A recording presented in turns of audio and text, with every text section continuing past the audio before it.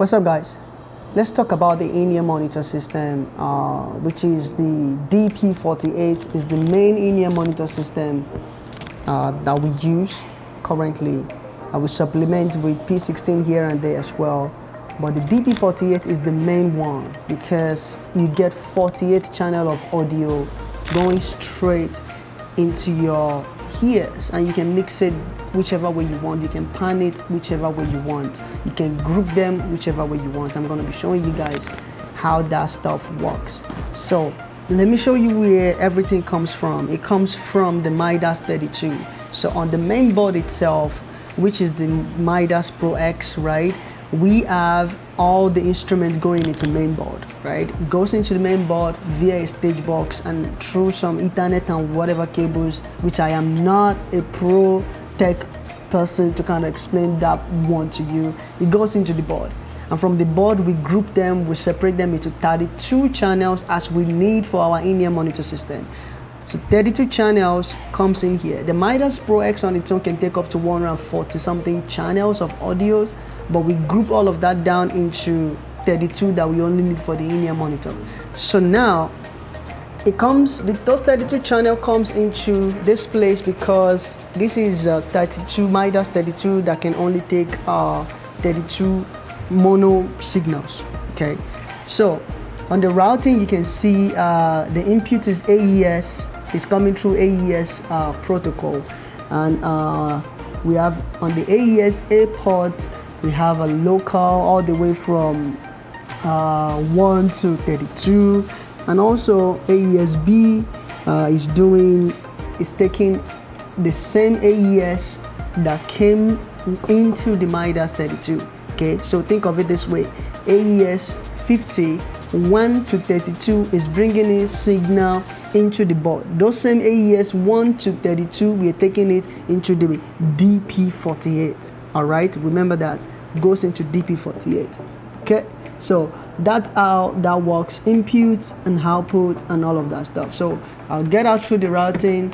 I'm not going to stay long on that one, and let's go into the DP48 in-ear monitor system itself and kind of talk about what's really inside of the in-ear monitor. Let's go. Okay, so this is the DP48 in-ear monitor system itself. This is how it kind of works. So two people can use this. So one person monitor mix A, right, and another person monitor mix B, right? The way it works, I'm going to show you how to kind of like walk around this in-ear monitor. This is group 1 all the way to group 12. So what that means is you can group different instruments into this because you don't have 48 faders, right? Remember, 48 channel can come through here, but for the purpose of this video we're using the Midas 32 to send signal here, so we're only going to get 32 signals. All right, 32 signals. So if I go in here, I can group all my 32 signals into 12 different areas. I can put only one instrument here and put the remaining instrument here. That's fine too, on channel 2, and don't have anything on 3 to 12. So that's possible. People do that every time. But for how I've set my own hub, for example, number 1 is my keys. Okay, my keys is my number 1. Number 2, I have aux keys to machine on this one, on number 2 keys. So if I go in here, number 1, I can go into edit to see what is inside. So I have Phantom 7 left and right. You can see they are both panned, and keys 1 left and right. So anything I'm playing is in group 1. And if I go to number 2, number 2 is keys 2 left and right, keys 4 left and right, which is the MODX. Keys 2 is the montage. Keys, the third one is the Phantom 8 left. I'm just panning that one because we have not set it up, and right as well. And I can move on to group number 3 is my talkback micro. Oh, actually, group number 3 is the stems. So the stems left and right, and the guide as well. So inside of this level, you can do panning and also gain staging on this level, at this edit level, right? At this edit level, you can do gain staging, you can seal level, and also you can do some panning in here. Number 4 is the talkback microphone. Number 5 is the BGV left and BGV right. Number 6 is the lead vocals. Okay, lead vocals is number 6.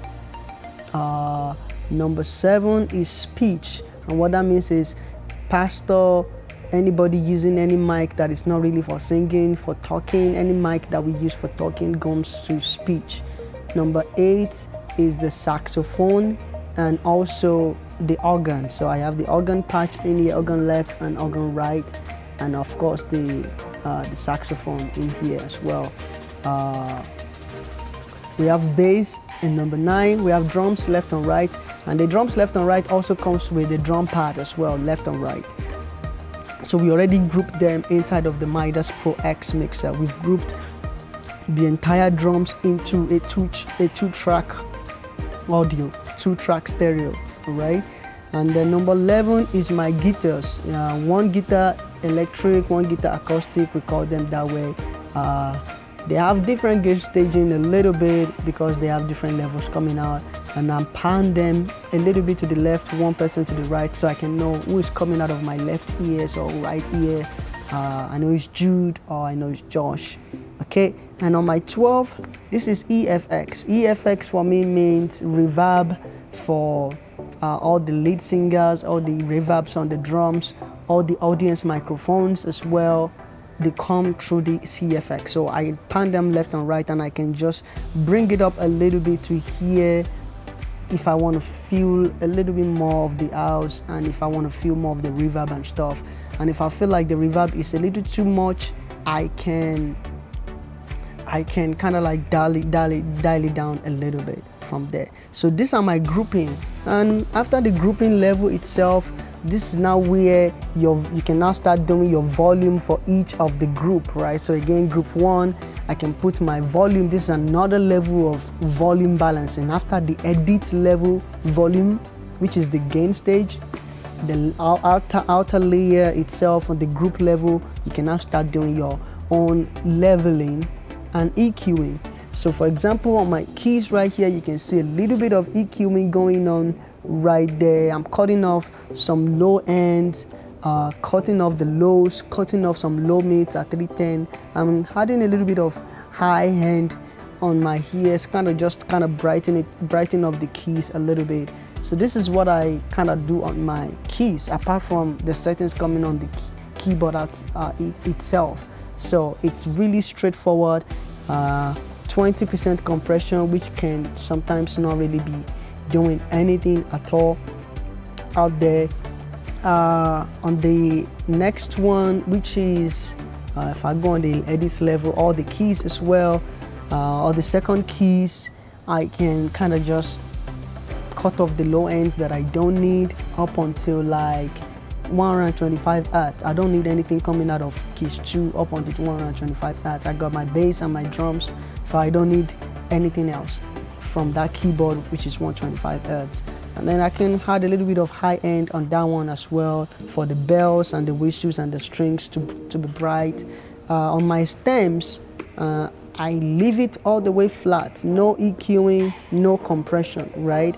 All of the EQing I've done all of that in the stems when I'm preparing the track. I don't need to EQ I don't need to EQ that anymore. I don't need to compress that anymore. So it's all the way flat. My top back mic, again, cut off some low ends and some low rumble, and that's it. On the backup singers, you can see some compression, 50% compression, cut off the low end up until like 80. You pretty much don't need anything down there anyways. Some low mid at 630, I kind of just duck that down a little bit, brighten up the high end. The lead vocals, very similar EQing as well, just maybe a little more compression, actually 50% compression as well on that one. Number 7, pastors and speech microphone, some EQing and some compression on that one. The organ, EQ is a little bit high on this one because there's so many rumble that can be coming out, so I kind of just duck that one in a little bit cut off some 400, cut off some all the way to 200, cut off some IEM because it can be so bright and harsh sometimes, like when it's on full blast mode and all the drawbars are out. So you want to kind of just dial back that top end a little bit. And some compression, 100% compression, because again it's using an expression pedal. And when someone is using an expression pedal, sometimes you really are not able to judge exactly where the volume is going to be every time. So I want to make sure that volume is controlled, whether it is all the way back without expression pedal or with full expression. So I'm not having to be changing its level back and forth as it's moving its expression pedal. So that's why it's on 100% full compression for that one. So that makes sense. Unfortunately, sax is in that group as well, but anyway, you get the idea. So this is bass. Bass is a little bit of cutting out some low end, about 40, that I probably don't need anyways. Just cut that one out. Cut off some 310. Maybe this one is a little bit too much this past weekend because I kind of did some bunch of tweaks. But again, this is how I'll probably just EQ it. Maybe bring that 310 EQ. Maybe bring it back up from -8 to like -4. That's where I'm normally at. Compression, about 80% compression, just to make sure that bass is always present in my mix. The drums, about 50% of compression on the drums. Boosting the low end completely so I can get the kick. I'm adding some body on the mids for the snare to kind of pop through and those toms, and of course a little bit of high end for the cymbals to kind of shine through as well. So it's more of additive EQing on these drums. But I only have 3. I have control over the 2 tracks, so I can only do what I can do with this. Number 11, which is my guitars. Again, guitars, I don't need a bunch of low end on those guitars, so I'm doing many of cutting. I'm cutting top end up until like 6K because I don't want that breathiness of the guitar piercing through my ears completely. So I'm cutting that one out. I'm cutting some mid-range. I'm cutting the low end. And on my EFX, if you're a mixing engineer, you know this trick on your reverbs and your delays. We call it the Abbey Road trick. You want to cut out the high end, you cut out the low end as well, and you just kind of have a good sounding reverb that is not mudding up the entire mix with low end and too much of high end. Now this is how I set up my in-ear monitor, guys. This is my entire settings. You've seen all the settings on all of the group levels and what I have assigned into each of these groups, right? So it has a memory card slot at the back. So if you look at the back here, it has a memory card slot. I can put in my memory card and record my performance, my mixes into that place. And that's what you guys listen to on the YouTube channel. Pretty much that is the memory card that is recording a wave 48K audio, 48 kilohertz audio that you guys listen to, that I get to kind of just match with the video. So you can save your preset as well. So if you look at right here, you see preset. I can click in here, I can load some of my preset. All of this button, you can save your preset in here. I've used 1 to 8. Sometimes I'm always saving different preset every time I do a new mix. I'm just saving my preset. So you can save your preset entirely all through here. And all of these things that I've showed you guys right now. So let's just exit this one. We exit that one. The edit level or the assign level, for example, when I'm assigning something to a group, for example, it affects both this mix A and this mix B. So both person are going to be having the same group level. The only thing that will be different for them is the only thing that will be different for them is on the group level, you can have different volumes. So if you see, for example, level A is 1 dB, level B is 10 dB. So which is group number 1, for example, I can have my keyboard super loud in my ears and he can have it low in his ears. If I go to the, he can pan it to left, he can pan it to right, I can leave my center, whatever he wants, right? So this other person can do different other things. We will both be hearing the same group coming out of here, but he can choose the amount he wants to hear in his ear. So for example, I used to share this with my bass player. My bass player is on channel number 9. He's alone, standalone on his channel. I am standalone on my channel. So that way we can all agree to group other things into this other channel and balance the level as we see fit on this outside for each of us. One other thing that kind of like is when I'm playing and I'm not hearing myself, this my group right here, you can assign this my group to a certain group. So this my group is assigned to mix group number 1. So that means I can turn this knob at any time. When I turn this knob anytime, I'm also controlling number A. So instead of using this to control my volume, right? Instead of using this to control my volume, I can also use this to control my volume without having to click on this first. So because when you want to work with this, you can click on this first of all and then tweak your volume the way you want, okay? But for this one, I don't need to click on my group first. I can just start tweaking this and I'm tweaking my level. The other person can add anything he wants. So like I said, previously my bass player was using this, group number 9. He can tweak this at any time and he will be tweaking his number. And at the same time, I can be tweaking that one and I'm tweaking what I'm hearing in my ear. So it's assigned to mix A only, and this is assigned only to mix B. All right, so I hope this kind of help for those who have been asking, how's your in-ear monitor patched up? How is it patched up? We also supplement these in-ear monitors with the P16 as well. The drummer uses that one, the saxophone player uses that one as well. We group all this thing all the way down a little bit into 16 channel for those ones to be able to kind of hear what they need to hear as well. So I hope this video has been so helpful for those who have been asking about this. I hope I've been able to kind of cover everything you were asking. Hopefully if you have more questions, make sure you kind of leave them in the comment section. Let me know what other questions you guys want me to answer.